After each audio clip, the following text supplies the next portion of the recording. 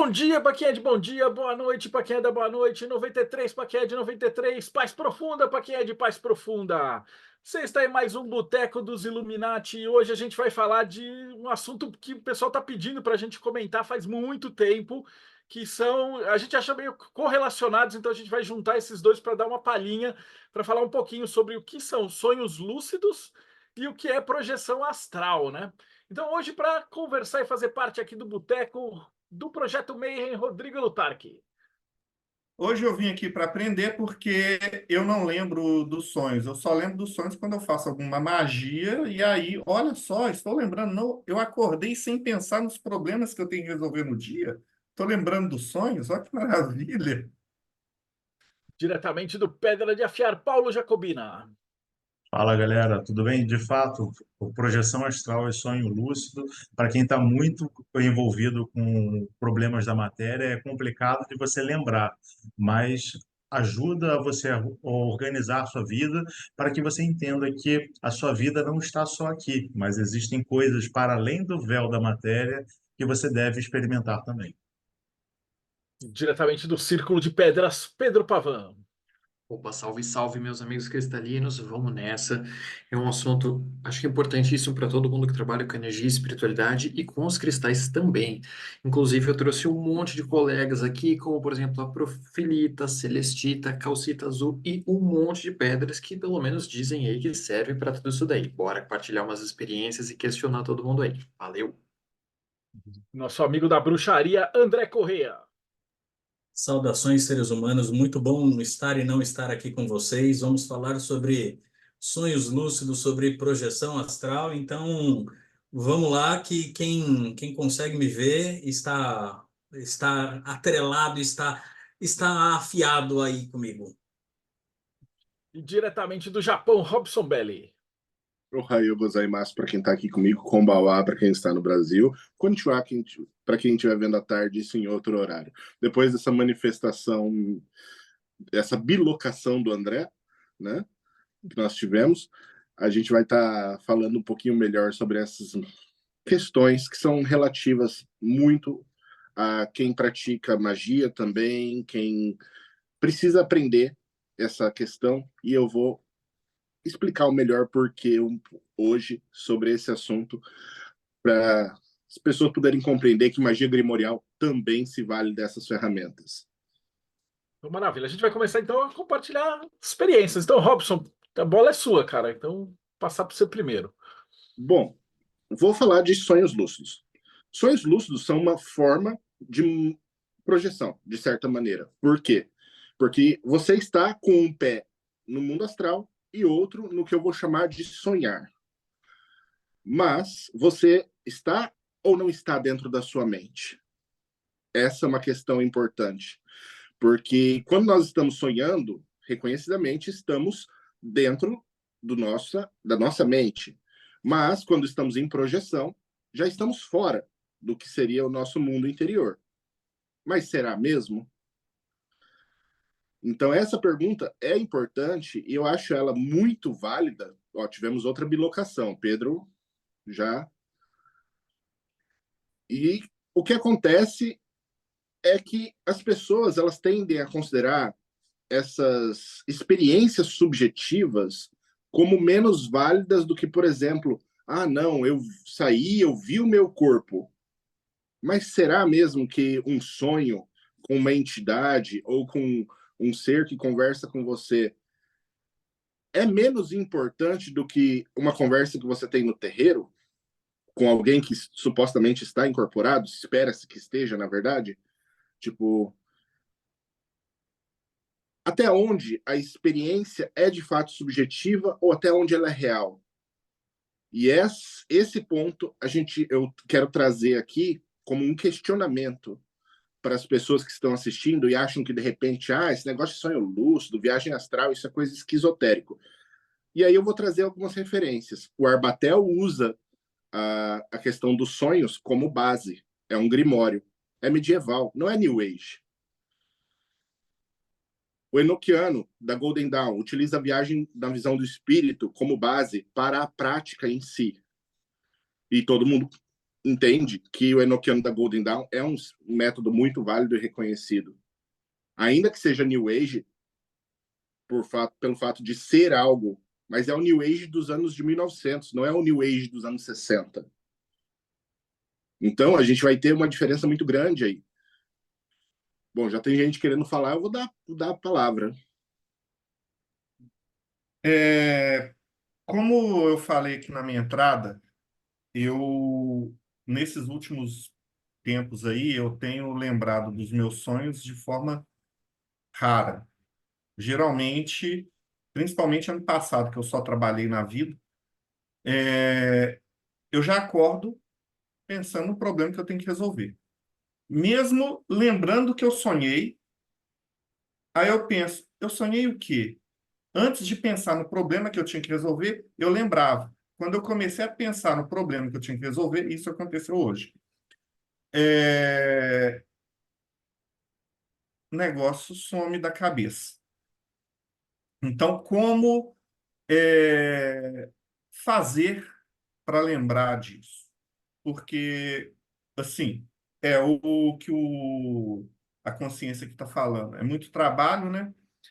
Aí, assim, quando eu lembro do sonho, por exemplo, eu estava fazendo magia com Arbatel. Aí, independente dos problemas que eu estava passando, eu lembrava do sonho, até detalhes. Enoquiano também foi a mesma coisa. Eu lembrei até de detalhes. Mas, tirando isso, como é que a gente faz para lembrar dos sonhos? Assim, a pergunta mais básica de um noob aqui.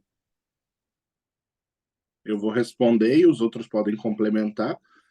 Basicamente, você tem que dizer ao seu cérebro que essa memória ela é importante. E como você diz algo ao seu cérebro? Criando um hábito.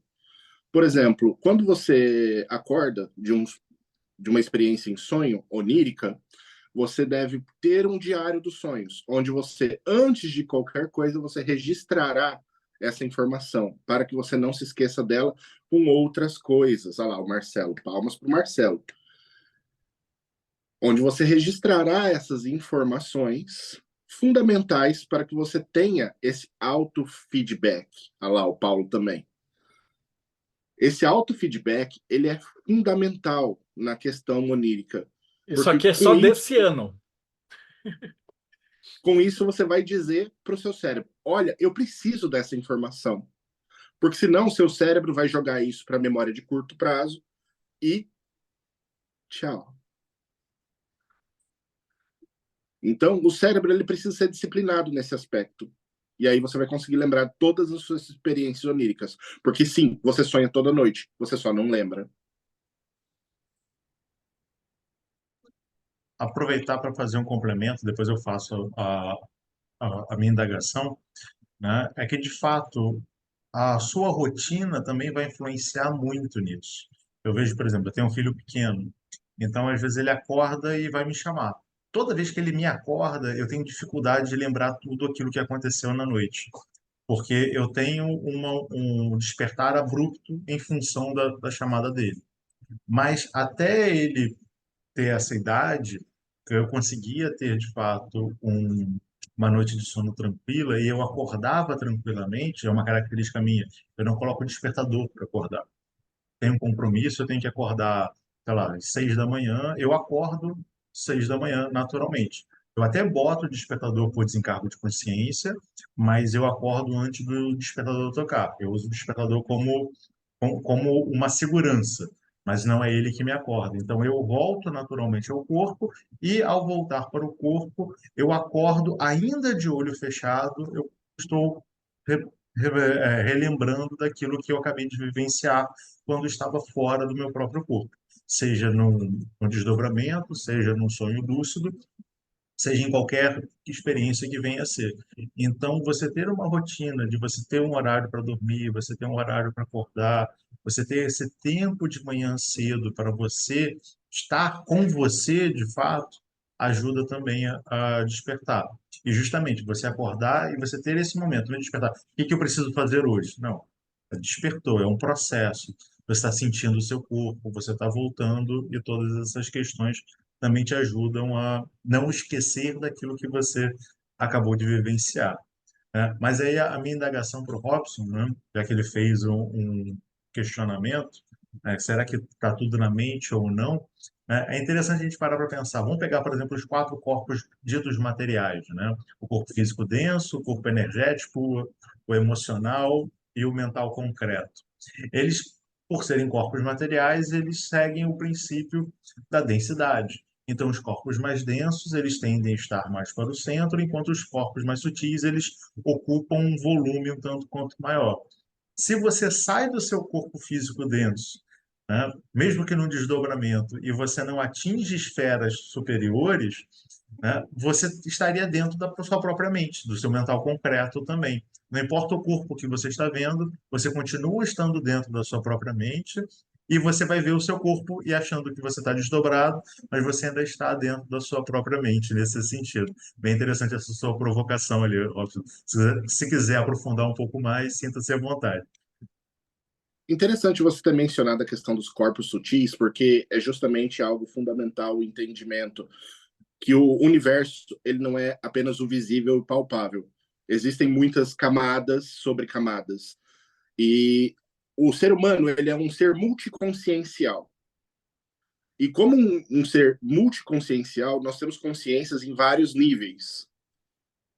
Nós temos experiências que são sensoriais, nós temos experiências que são intelectuais, nós temos experiências que são ditas espirituais. E o ser humano foi criado, segundo a Kabbalah, em um plano de existência onde a mente é o que comanda, o que rege o ser humano, né? E tudo abaixo vem, a gente vai ter Yetzirah, a gente vai ter Asiá abaixo, e esses outros planos também fazem parte da consciência humana, porque nós vivemos em Asiá, nós vivemos aqui, e só que nós não somos daqui. Esse é o grande lance. Nossa consciência foi criada num plano muito superior, e nós temos consciência de tudo abaixo disso. E o Paulo mencionou essa questão das experiências do mental concreto, esse tipo de coisa, e tudo isso é muito importante. O entendimento de que o homem é um ser plural e que a gente tem que aprender a explorar os nossos níveis de consciência em cada uma dessas camadas para compreender tudo isso é fundamental. E isso é parte do autoconhecimento, do explorar a si mesmo, do conhecer a si mesmo. Porque, como é dito, né? Homem, conhece a ti mesmo e conhecerá as estrelas e os deuses, né? Eu não lembro se a frase está exata aqui, mas é por aí. Ô, Paulo, eu acho que os nossos corpos astrais estão no mesmo lugar nesse momento, porque o que eu ia falar que eu levantei a mão era muito isso que você estava trazendo também. Você falou de rotina, né? A palavra que eu escrevi aqui nas minhas anotações é a preparação. Aquela ideia que se difunde muito hoje da higiene do sono.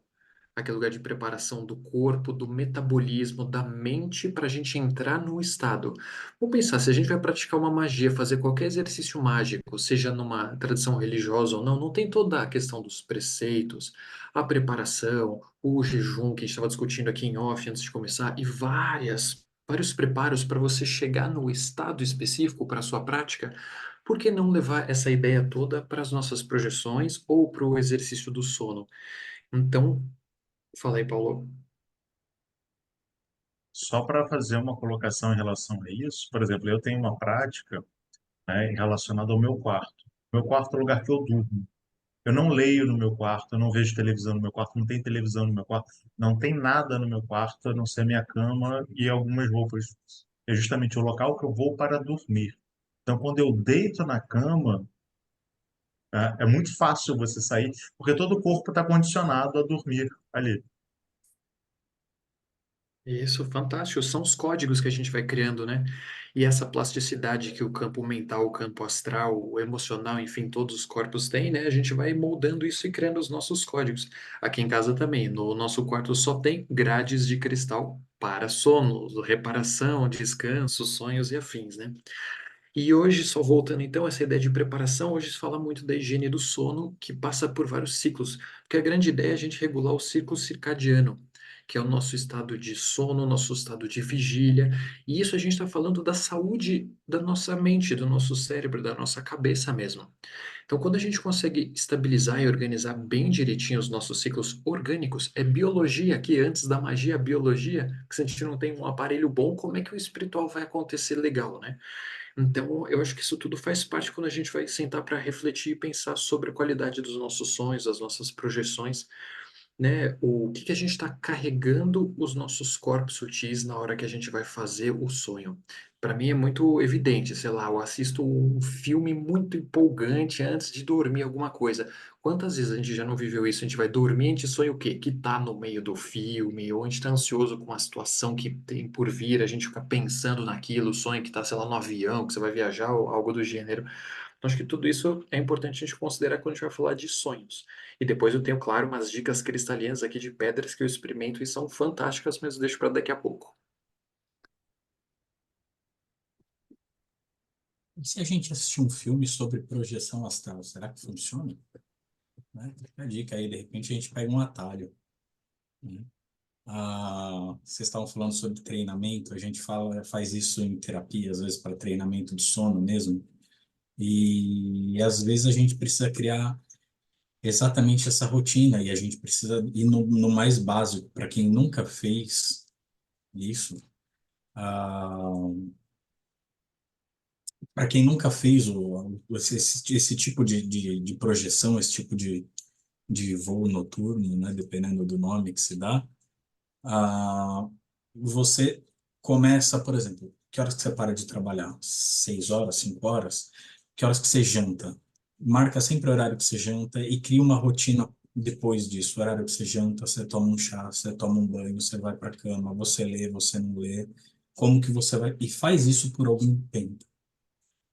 Se você tem dificuldade de dormir, geralmente dentro de 15 dias, fazendo essa rotina, o seu cérebro já entende que você começou a tomar banho, tomar um chá e ir para o quarto, você já começa a bocejar no chá, né? Você já começou, o cérebro já entendeu que existe uma rotina para ser cumprida. Imagina se você faz essa mesma rotina num pensamento pré-sono, como vocês estão falando agora, né? De se esse pensamento é importante, esse sonho é importante, e esse treinamento acontece depois também. Acordei, qual é o sentimento que eu tô? Né? Quais são as histórias? Às vezes você não lembra se tem história ou não. Registra a cena, tá caótico, não tem problema. Registra, foi caótico, né? E tenta lembrar de como que você dormiu também, se a noite foi tranquila, se não foi, né? Ah, sobre a pergunta, né? Vocês estão falando sobre os corpos sutis, né? Sobre a mente, né? Uma pergunta que eu faço, que eu gosto de fazer é: onde que está a mente? A gente sabe onde que estão os processos elétricos e químicos. Onde que está a mente? Onde que ela fica? Eu sei que a sinapse acontece aqui dentro, mas vou projetar ela para onde? Será que eu não estou me conectando com ela, eu só estou me desvencilhando do corpo e falando, beleza, não sou mais corpo. Eu consigo me desconectar da forma física e voltar para minha forma natural, vou colocar dessa maneira, né? Até porque isso é um período, é uma passagem somente, a gente só está numa costura dessa existência. E, de repente, a mente volta a ser o que ela é, né? O que na psicologia pode ser também a alma, né? Enfim, é só uma ideia meio confusa, mas ainda assim. Interessante que o André acabou de levantar pelo fato de que o que é o homem? Essa é a pergunta. E essa pergunta ela é muito importante, porque se você não conhece quem é você, o que você é, e se você não sabe o que é o veículo da mente, que é a intenção, então você não entende como se utilizar disso como ferramenta de trabalho. Aqui no chat está rolando, o Pedro colocou aqui, e quem não para de trabalhar nunca? Exatamente. Quem tem sonhos lúcidos tem duas vidas. Uma no concreto e outra para lá. E isso é muito importante, principalmente para quem quer desenvolver a espiritualidade e o autoconhecimento. Eu vou fazer uma pergunta básica aqui, voltar um pouco para baixo o nível da conversa, porque eu quero aproveitar que a gente está com um psicólogo aqui. E o sonho é muito importante na psicologia. Aí eu queria que ele falasse sobre essa importância do sonho para as pessoas.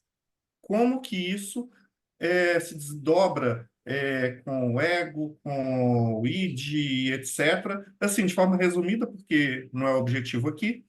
E depois o Robson falar da importância dos sonhos no Arbatel, no Enochiano e etc. Eu vou comentar meio por cima, eu não sou um psicanalista, então falar de id, ego, superego, eu posso dar uma tropeçada.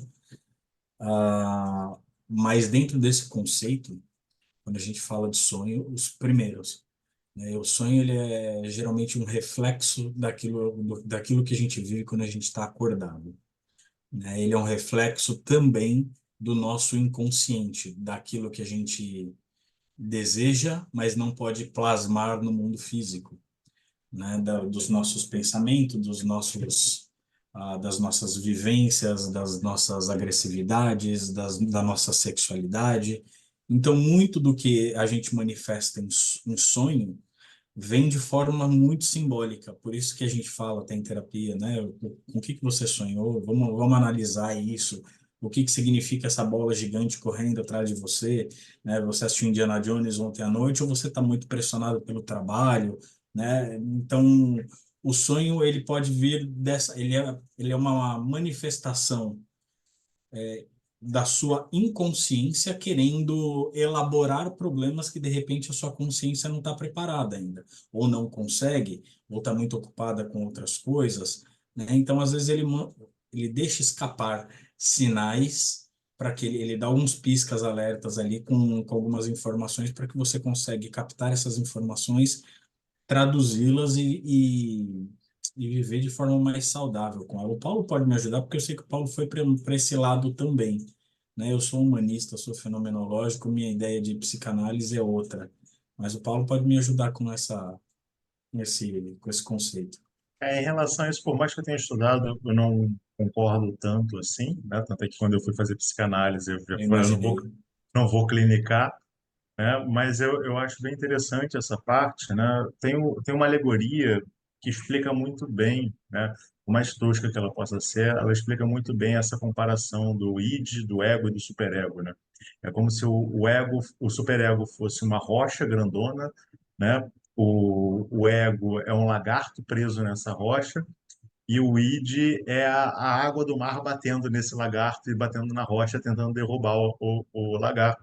E o lagarto tentando se prender desesperadamente na rocha para não ser levado pelo seu id, né? Pelo seu eu inferior, né? Entre muitas aspas. Né? E aí tem tudo aquilo que você sempre vai buscar essa ideia, como o próprio André comentou de você sempre buscar uma ideia de um superego, que é algo maior do que você, que vai estabelecer justamente determinados parâmetros que foram impostos para você seguir. E o seu id, a todo instante, ele quer se mostrar, ele quer mostrar para você determinadas coisas que você está se afastando, falando, não, não, olha para lá, olha para lá, olha para lá, né? Se a gente sair da psicanálise, a gente entrar, por exemplo, numa psicologia existencialista, né, mais sartreana, você vai falar que existe, segundo Sartre, né, você vai falar que existe a má-fé, né, que o ego, né, o seu eu, ele sempre sabe aquilo que ele está no inconsciente, né? Porque ele olha para o que está no inconsciente e ele fala, isso eu aceito trabalhar, isso eu não aceito trabalhar. E aí ele joga de volta pro seu inconsciente e não permite que aquilo surja. Aí você está sempre numa espécie de uma má-fé. Você sabe que tem um problema, mas você não quer lidar com ele. E só que volta e meia isso escapa de alguma forma. Aí vai vir num sonho, vai vir aí voltando para a psicanálise, vai vir um ato falho, vai vir uma série de situações nesse sentido para que aquilo que está dentro de você aflore de fato. Pode falar, André. Posso, nessa questão do id, ego, superego, eu gosto de pensar que o id, o ego e o superego são três. Primeiro que assim, a gente tem que pensar nisso, que é uma ideia freudiana, é um construto hipotético, ele não é uma formação física, né? O ego é tudo aquilo que você expõe, é tudo aquilo que você é, né? É tudo aquilo que você coloca na vitrine. O inconsciente, o id, é tudo aquilo que é primitivo, que é selvagem, que está abaixo do seu acesso. São são as suas emoções, pensamentos que você não acessa de forma nenhuma. Ela está no seu inconsciente. E o superego, ele é uma porteirinha ali, que ele filtra, ele torna palatável para o ego algumas informações que estão no id. Então, Ele organiza aquilo que está no ID de uma maneira aceitável para a exatamente. expressão dele. Por isso que vem muito de forma simbólica. Por isso que ele vem como um quadro, ele vem como um sonho, ele vem como uma música, como uma poesia, ele vem dessa forma, né? Como um ato falho, às vezes ele mete o pé na porta também, como um ato falho, né? E se você pensar de um ponto de vista behaviorista, né, da psicologia behaviorista, o pensamento ele é tratado como um comportamento encoberto, né? O inconsciente é simplesmente aquilo que não está na sua tela, né? Eu consigo pensar, mas aquilo é um comportamento que eu estou me comportando internamente e de forma encoberta, ou seja, não é visível. Então você precisa, quando você vai fazer uma análise de um sonho, você tem que lembrar e observar quais são os seus comportamentos, como eles se relacionam com quando você se comporta fisicamente no mundo, e ver como isso está relacionado, como isso é reforçado, como isso é. Quais são as relações diretas e indiretas com os comportamentos encobertos e expostos, né? Os comportamentos mais explícitos. Voltando agora ao tema antes da pergunta do Rodrigo, né, eu queria também trazer para debate para a gente, que a gente estava falando muito sobre a ideia da mente, né, como uma coisa ampla, né? Só que é interessante quando a gente vai escalonar, né, tudo aquilo que é manifesto é dual, ele apresenta uma dualidade. E quando a gente vai estudar isso, o Yogananda fala que a mente é o aspecto da consciência que recebe impressões, né? Então, como se ela fosse como uma tela que recebe todas as impressões da nossa vida, e ela tem e essa consciência, ela tem um outro aspecto, que é o entendimento, que é aquilo que define essas impressões e lhe atribui significado.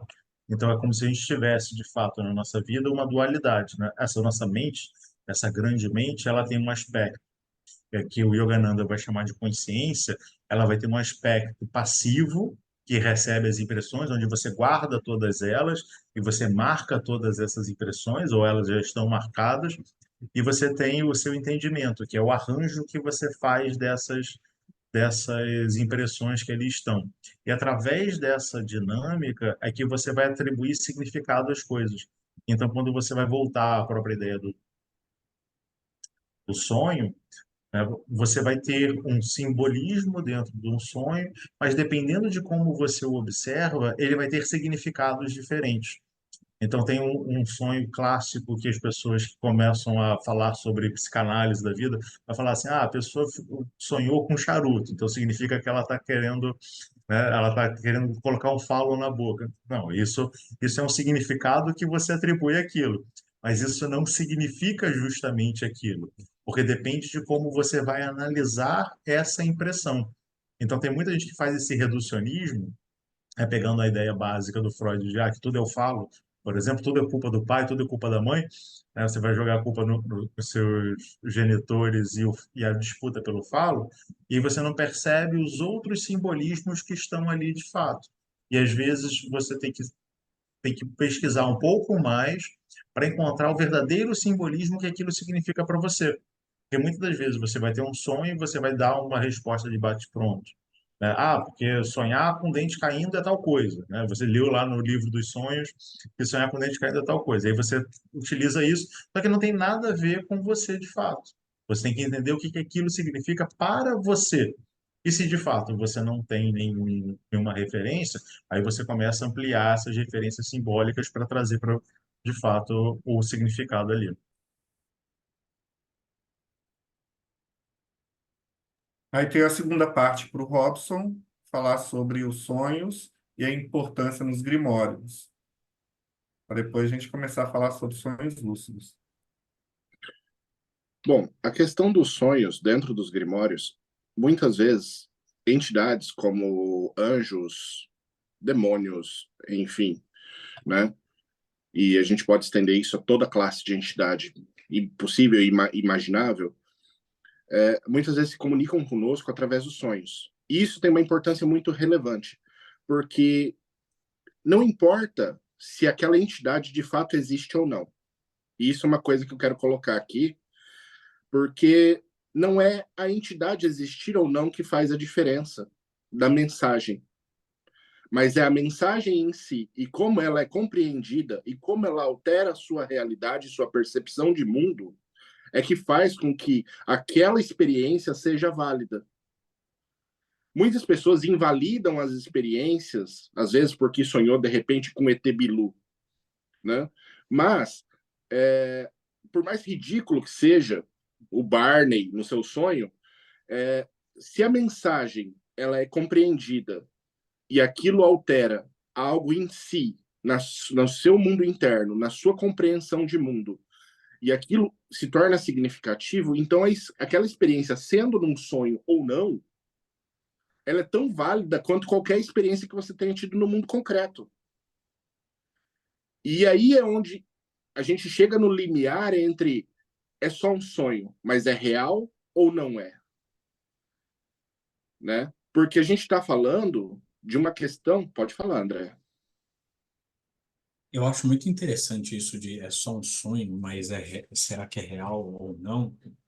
Porque as pessoas, eu gosto muito desse questionamento. Tudo que não é só porque aconteceu na mente que não é real. Por curiosidade, você ama as pessoas onde? A gente só ama as pessoas pela mente, que depois se transformam em atos, que depois se transformam em comportamentos. Mas assim, o sentimento surge ali no pensamento. E só o fato de estar ali, porra, é real pra caramba. O medo é real, né? Então, assim, como não ser? A mente, só o fato de estar na mente não invalida nada. O sonho ele é tão real quanto a realidade concreta, vou chamar assim, física, né? A depressão não é física. Sofre um trauma num sonho, né? Você vai ver o quanto que ela afeta a sua vida. A depressão não é física, mas ela é química também, né, Ela Robson? é É uma química coisa. também. Mas estados mentais não são unicamente físicos, né? E eles são reais.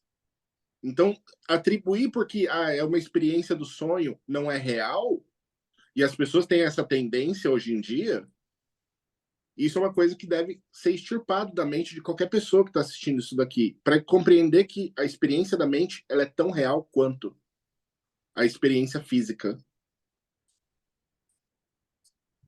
Eu queria só fazer um adendo, né, uma colocação mais epistemológica, ser um pouquinho chata em relação a isso, porque para mim isso não é real. Isso existe, mas não é real porque eu entendo a realidade como outra coisa. A realidade, ela não se transforma, ela não se move, ela é atemporal, né? Então, a nossa existência é uma projeção da realidade. Ela é uma ilusão porque ela se transforma, mas ela tem a capacidade de gerar experiências, né? Então, só fazendo essa diferenciação, que eu entendo dessa forma. Eu posso estar completamente diferenciado em relação a vocês, mas só nesse sentido. E, de fato, né, você vai ter várias experiências e você precisa ter dentro de uma fala que o Robson comentou, que aquela entidade pode existir ou não. Ela pode existir ou não daquela forma. É interessante que se a gente for ter, né, cada um aqui tem um background. No geral, nós temos um background muito parecido, porque todo mundo aqui, exceto o Robson que está morando no Japão, todo mundo aqui mora no Brasil. Então, a gente tem uma cultura muito parecida, a gente gera um background de símbolos muito parecidos. Mas se você pega pessoas que têm backgrounds diferentes, uma mesma energia, uma mesma entidade, ela vai aparecer de maneira diferente para cada uma dessas pessoas. Porque ela vai acessar símbolos do inconsciente dela, né? Então, vamos supor que duas pessoas desdobraram e entraram em contato com uma determinada energia, né? O Robson pode visualizar uma coisa e o André pode visualizar outra, quando na verdade os dois estão visualizando a mesma coisa, só que de acordo com os seus símbolos internos, né? E aí muita gente vai achar assim, aí os dois voltam e falam, ah, porque aconteceu tal coisa, aí o Robson fala, ah, é porque eu vi um anjo. É o André vai falar, não, eu vi um ser da natureza. Então a gente não viu nada. Não, mentira. Os dois viram. Só que você tem que entender o que, que significa o símbolo para cada um dos dois, para perceber que os dois estão vendo o mesmo símbolo, mas atribuindo significados diferentes de acordo com o seu escopo. E aí, se eles tiverem o mesmo encontro com coisas diferentes, que eu já tenho um monte de relato disso daí, eles estavam dentro ou fora das respectivas mentes? Você tem um diálogo e a outra pessoa também tem o diálogo, dois diários de sonhos, com as anotações iguais, com tudo mais ou menos igual, com a descrição igual. Por isso que eu sempre bato nessa tecla, acho que eu acabei nem falando da importância do porra do diário de sonhos. Porque às vezes você acha, porra, será que eu sonhei ou eu estou inventando essa memória? E aí você vai poder achar uma anotação de um ano atrás, que quanto mais preciso e mais detalhe você conseguir pôr, menos louco você acha que você vai estar. E sem contar que, por exemplo, no caso da Pri, no meu, dentro do Voodoo, dentro do Ifá, você recebe um monte de iniciação em sonho.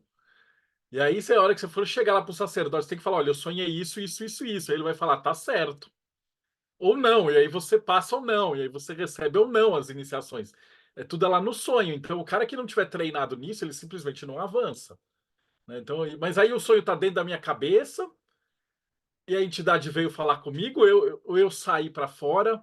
Né? Eu quero só puxar esse ganchinho para a gente falar agora de projeção e essas coisas. Às vezes nem precisa ser sonho lúcido, pode ser um sonho meio borrado, aqueles muito doidos.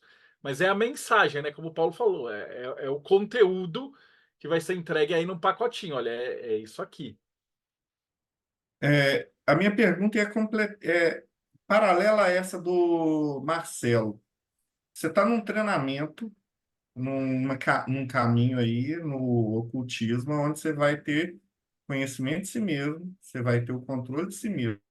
E no momento você está sendo levado pelos seus sonhos, e no outro você vai passar a controlar os seus sonhos.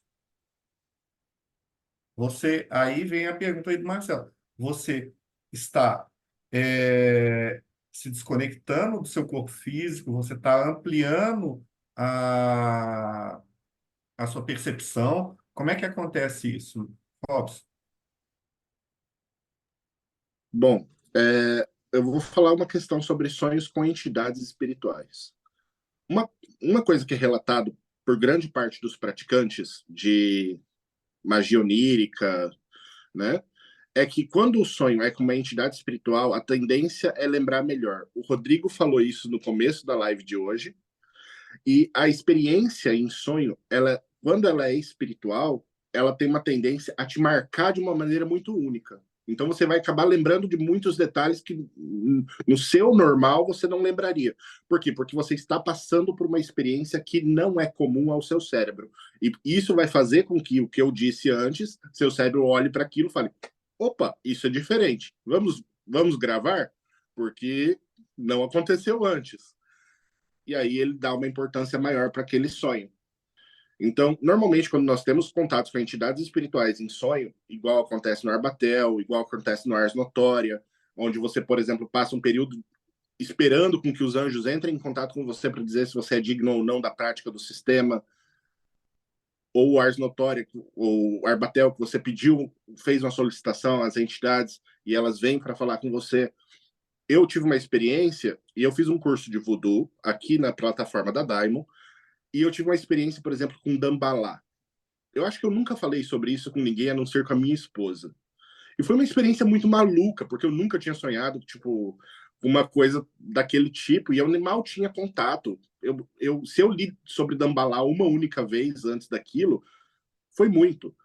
E aí, de repente, eu sonhei com uma serpente branca gigantesca, tipo, no meu sonho, um negócio muito maluco. Eu falei, caramba, o que foi isso? E aí eu registrei todo aquele sonho. Quando eu comentei com a minha esposa, ela falou, você já falou com teu professor de voodoo? Aí eu fui falar com ele, ele falou, cara, você passou por uma iniciação com Dambalá. E eu falei, caramba, muito louco isso, muito louco. E realmente foi uma experiência muito marcante, entre outras experiências que eu já tive com entidades grimoriais. Mas a do voodoo foi extremamente vívida e eu acho que uma das mais fortes que eu tive. E isso foi algo assim que mudou bastante mesmo a minha compreensão da importância dos sonhos. Mesmo que eu já tivesse essas práticas dentro da corrente grimorial, ter essas experiências com outras entidades ampliou a minha forma de ver e de maneira muito grande, assim, porque isso traz essa questão e, claro, a experiência que eu tive com Dambalá, eu não vou comentar aqui, foi algo totalmente pessoal, gnose pessoal não se revela, pelo menos para mim não, mas, gente, essa questão onírica, ela trabalha muito o que o Marcelo falou, que é uma iniciação, que é um processo de desenvolvimento. A apresentação dos anjos na tradição salomônica é uma iniciação. É uma iniciação onde você se apresenta aos anjos como disponível, eu quero praticar esse sistema, eu estou apto, e aí eles vão aparecer para você e falar, olha, você não está apto por causa disso, disso e disso, você precisa melhorar. Ou eles vão dizer, sim, você está apto, prossiga na prática mágica. Então, tudo isso são experiências, igual o Paulo colocou, né? Eu concordo com o Paulo quando ele fala que o fenômeno aconteceu, mas não é a realidade objetiva, porque a realidade objetiva, de fato, é algo muito diferente do que a realidade Uhum. Fenomenológica. Isso. Mas, ô Robson, desculpa te interromper. E quando o cara tem um sonho ou uma projeção, algum trabalho espiritual e acorda com as marcas, acorda, sei lá, com a dor, com o roxo no corpo e manifestações Não é físicas mais do ou rolê? menos, isso não é mais ou menos relevante do que o cara que acorda sem essas marcas, tá? Ainda que existam as marcas físicas, e isso é bem legal, né?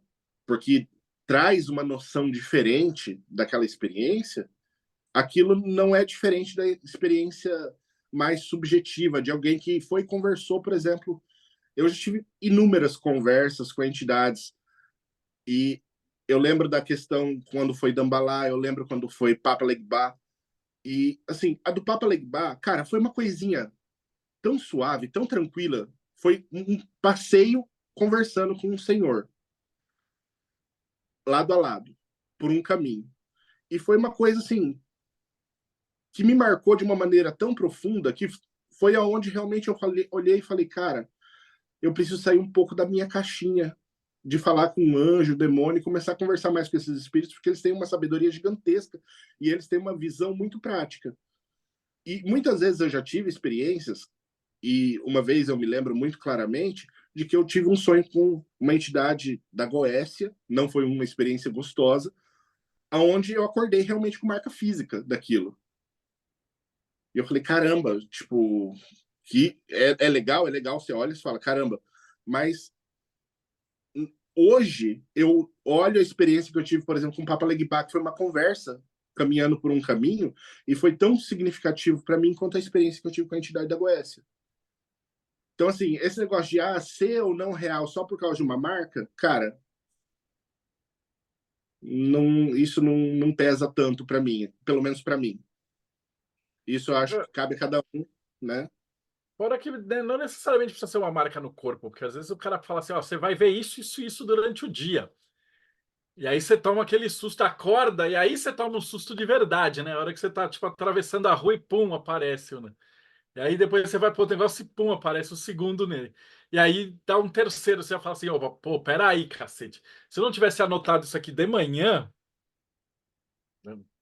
Então às vezes E a dá música uns choques, né? Além da Imaginação tocando no É, fundo, né? Porque eu te fazer uma pergunta, Robson, para saber a sua opinião em relação a essa questão. A gente está falando de sonhos, a gente está falando de projeção quando você vai dormir. E mais quando acontecem fenômenos, quando você está, de fato, em tese no seu estado de vigília, vamos colocar entre aspas, né? Situações do tipo assim, você está... Falar uma coisa que já aconteceu comigo. Eu estava andando na rua com um colega meu, aí veio alguém e me falou alguma coisa e foi embora. E eu, peraí, o que que é isso? Aí eu olhei assim, tipo, aí meu amigo, o que que você está fazendo? Ele, não, você não viu aquela pessoa? Eu falei, não, vi de jeito nenhum. Você interpreta isso como? É só uma questão de clarividência? Ou você também vê isso como uma projeção? Ou as duas coisas? Ou nenhuma das duas? Ah, Como eu falei antes, o ser humano é um ser multiconsciencial.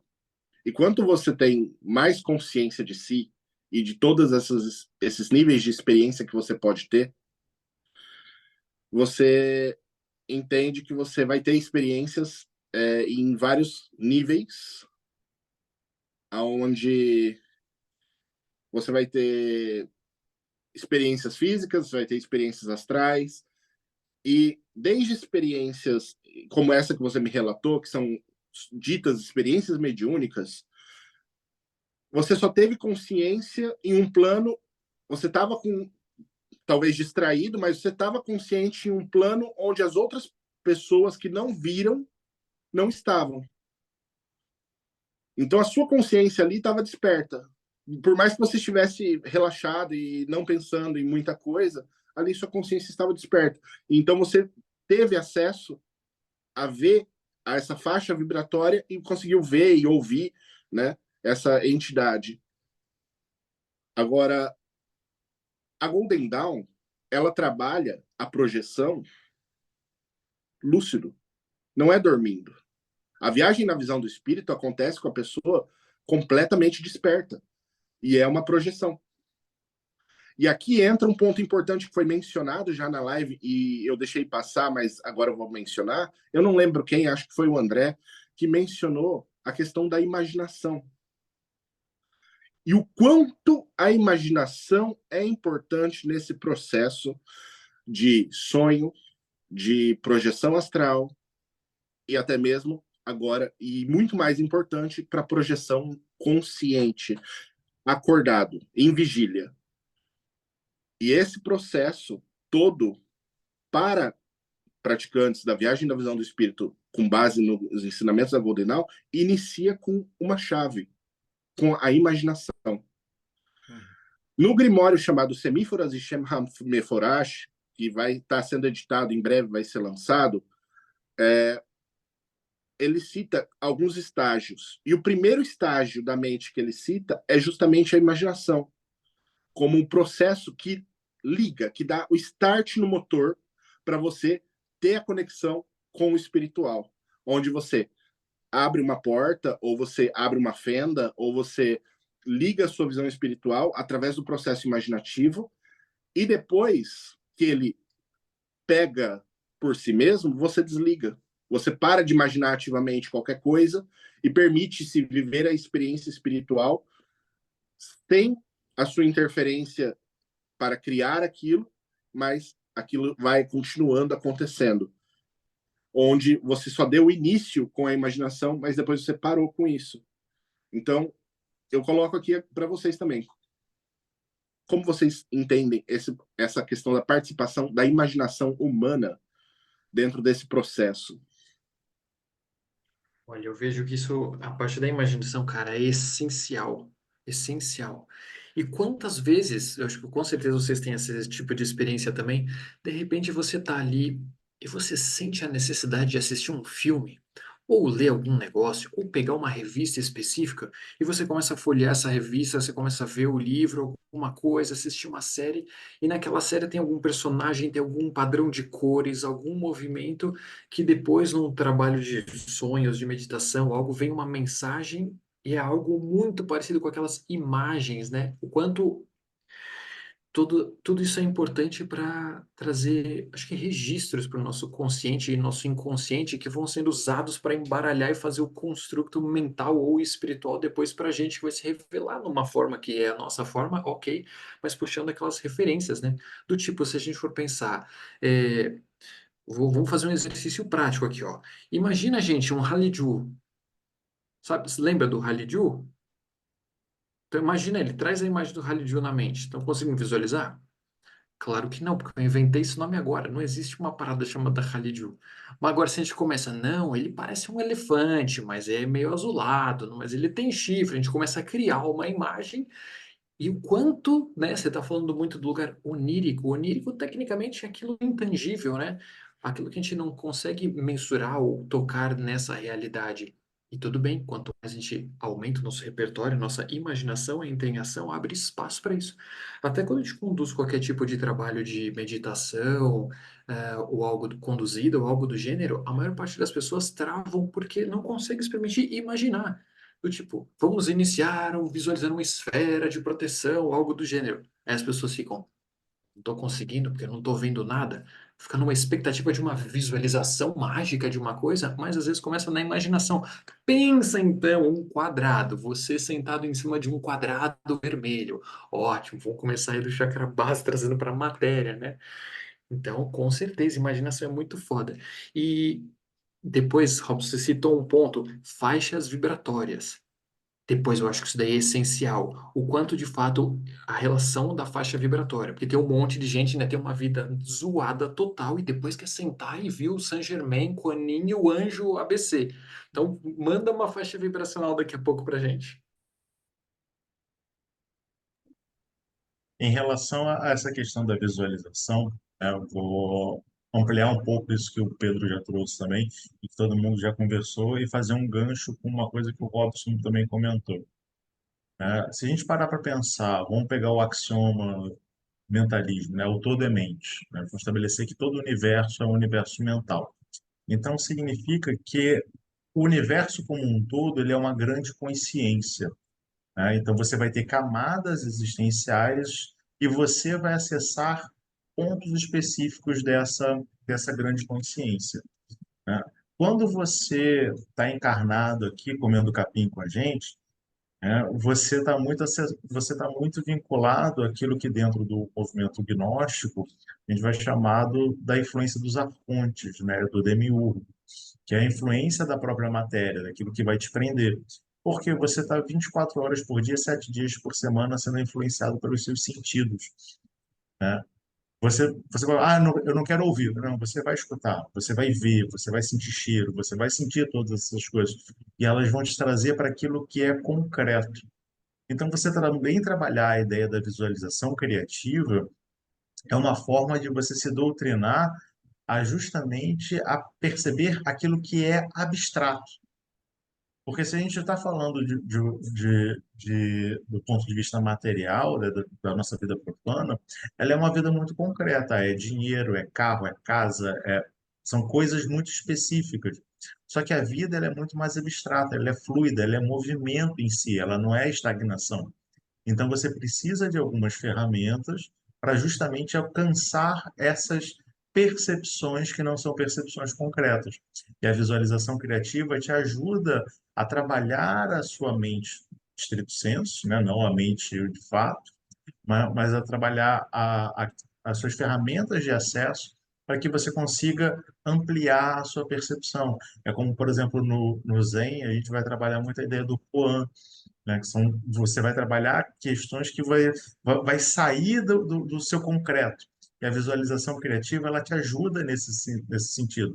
É claro que no primeiro momento ela vai te trabalhar coisas que são concretas. Ah, imagina um circo. Todo mundo sabe o que é um circo, né? Mas com o tempo você começa a trabalhar cada vez mais e você vai se desenvolvendo até que você consegue expandir de fato. Você sai dessas amarras da concretude e você alcança níveis de consciência mais amplos, também vai conseguir, assim, de fato, expandir e ter acesso a novas coisas.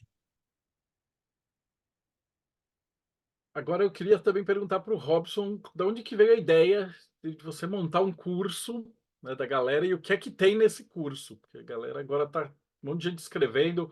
Rodrigo está jogando dinheiro na tela do computador, não está acontecendo nada. Conta um pouquinho para a gente disso aí. Bom, o convite não surgiu de mim, de eu iniciar esse curso. O convite surgiu de uma aluna que é bastante experimentada também na questão de sonhos lúcidos, projeções astrais. A Rafaela pediu para mim, Robson, por que você não faz um curso de projeção astral, um curso de viagem na visão do espírito, um curso que tivesse sonhos lúcidos e templo astral? Por que você não condensa tudo isso num material só e não entrega para a galera? Porque existe muito material de sistema mágico, mas existe pouco material de treinamento mágico. Você está com treinamento mágico, mas você vai abordar isso lá dentro, mas tem muita gente que precisa para começar isso, né? E isso é fundamental, é uma prática fundamental. A pessoa saber que ela tem que experimentar a vida em outros níveis além do físico, né? Para que ela tenha uma consciência maior de si mesma. Então, o curso ele surgiu desse convite e eu fiz esse material. Ela me ajudou na questão dos sonhos oníricos, que ela tem mais conhecimento dessa parte, tem uma visão mais behaviorista, acho que é esse o termo, e ela tem uma visão muito legal, e ela me ajudou com essa parte, principalmente dos sonhos lúcidos. As outras partes não, já foi uma coisa mais esotérica prática, então já caía muito melhor dentro do meu campo. Mas a gente preparou esse curso única e exclusivamente com a finalidade de dar ao pessoal a oportunidade de aprender de maneira menos esquizotérica e mais com uma ideia de buscar o autoconhecimento, de buscar um entendimento sobre o que é a vivência no mundo astral para além do físico e que isso pode, como isso pode ser usado, por que você vai usar isso, para que você vai usar isso, né? Igual o Mayhem tem um trabalho maravilhoso lá dentro dos grupos de projeção e sonhos lúcidos, né? É sabido que também tem um trabalho de templo astral, e tudo isso é muito importante. Quando você entra dentro de um grupo sério que fala de maneira correta sobre esses assuntos, você tem uma expansão na sua vida, porque você passa a deixar de ter uma vida ordinária, e ordinária no sentido comum, e não no sentido pejorativo, mas e passa a ter duas vidas, onde uma você vive enquanto você está em vigília e a outra quando você está para o outro lado. E você passa a aproveitar a sua vida muito mais. E isso já foi falado até mesmo por um entrevistado aqui no Mayhem. Né? A gente já entrevistou uma pessoa, e agora não me lembro quem, uma pessoa maravilhosa que também falou sobre o assunto, e é justamente sobre isso. Você ter duas vidas, você poder expandir mais a sua consciência, você poder ter mais tempo para evoluir como pessoa, para compreender mais coisas, para entrar em contato com mais entidades, ou até mesmo consigo mesmo, com seu eu superior. Né? As pessoas gostam dessa ideia do eu superior. E eu vou dizer dessa forma para não dizer sagrado anjo guardião ou qualquer outra coisa, né? Que não é a mesma coisa também para mim, mas tudo bem. Não vou entrar nesses méritos. Não é essa discussão do dia. Mas é por isso que eu criei esse curso, para que as pessoas pudessem ter oportunidade de, sem coisas quânticas, sem besterol, poder aprender com alguém que fala sobre o assunto de uma maneira direta, prática e objetiva, para que elas decidam, a partir daí, se elas querem ou não ter essas experiências. Fantástico. E aí, como é que a gente acha? Bom, se a Daimon não for oferecer esse curso, coisa que eu acho difícil, vai estar na Daimon. Se não, tem que falar diretamente comigo, né? Porque eu sou uma besta quadrada em programação de sites e eu não consigo vender automaticamente. A pessoa clica lá no botãozinho, paga para mim e cai para ela o acesso. Eu ainda não tenho essa capacidade, né? Eu sou muito bom no que eu faço, mas eu também tenho minhas restrições intelectuais. Então, basicamente, ou a pessoa fala comigo direto, ou então depois que se a Daimon tiver interesse em publicar, vai estar na Daimon. Eu acho que vai estar naquela plataforma que a Pri montou já, então provavelmente é você que está assistindo isso do YouTube, se não me engano, projeto mayhemcursos.com.br. E aí vai estar tudo já sincronizado, né? A gente percebeu que tinha um monte de pessoas maravilhosas que a gente entrevistou que estavam com vários cursos fantásticos e sem ter onde colocar eles, né? Em que plataforma, como é que faz e tal. E aí a Priscila teve uma ideia maravilhosa de centralizar essa plataforma para as pessoas conseguirem achar as pessoas sérias e os professores sérios num lugar só, né? Pô, Robson, maravilhoso esse bate-papo. Eu acho que a gente vai enxergando, deu uma hora. Então, Paulo Jacobina, suas considerações finais. Bem, primeiro agradecer pelo Robson por essa iniciativa, né, estimulado pela Rafa para trazer esse tipo de curso. E, de fato, ele é muito necessário para todo mundo que está no cenário magístico, mas também para todo mundo que quer se conhecer. É uma ótima ferramenta para te ajudar nesse sentido. E aproveitando também a deixa, né, do autoconhecimento, se você quer também se autoconhecer, venha para o Pedra de Afiar. Entre no nosso site, pedradeafiar.org.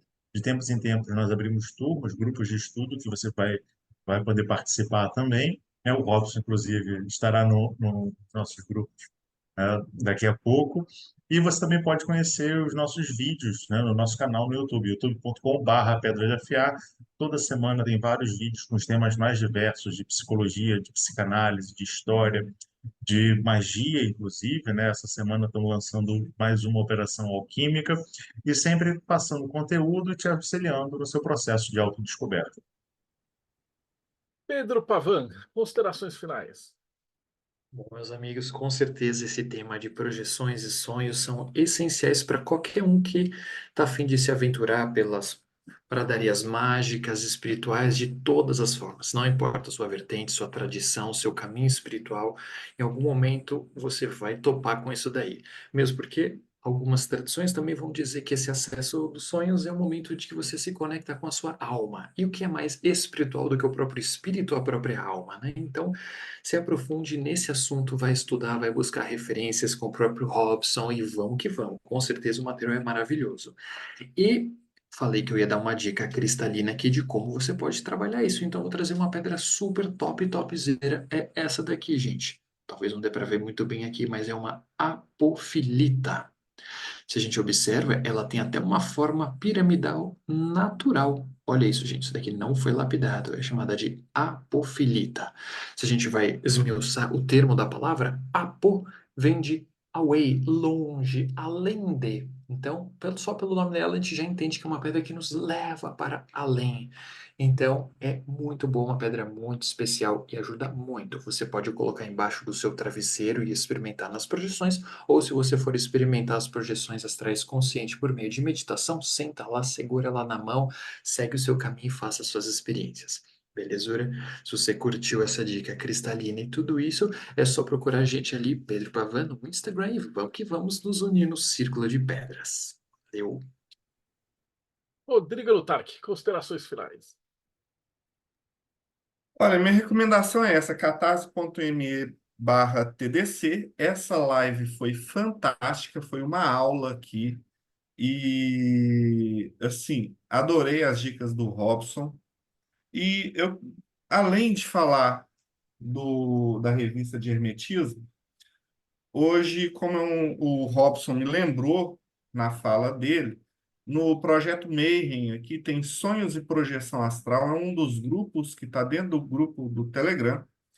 Nós temos aqui mais 20 fotos, 3 vídeos, 13 arquivos com textos interessantes sobre o tema, 30 links sobre técnicas e assuntos também de sonho lúcido, projeção astral, e um pessoal bacana aqui que sempre mantém o grupo movimentado sobre o tema projeção astral.